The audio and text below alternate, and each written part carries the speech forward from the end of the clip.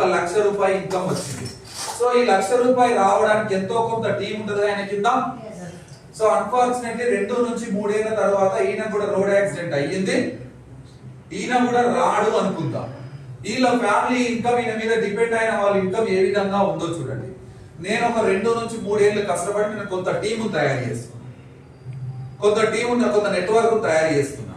Network తయారు చేసుకున్న తర్వాత నాకు ఏదైనా అయ్యింది అనుకో, నేనున్నా సాయి సార్ బిజినెస్ చేస్తాడు, నేను లేకపోయినా సాయి సార్ బిజినెస్ చేస్తాడు.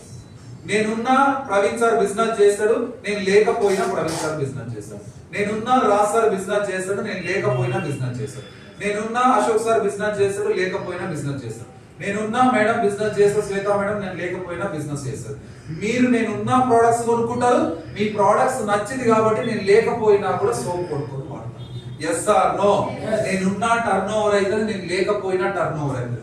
నేను లేని సిచ్యువేషన్ లో నా కింద అయిన టర్న్ ఓవర్ ద్వారా నా భార్యకు అదే ₹1,00,000 ఇన్కమ్ వస్తుంది. వెస్టేజ్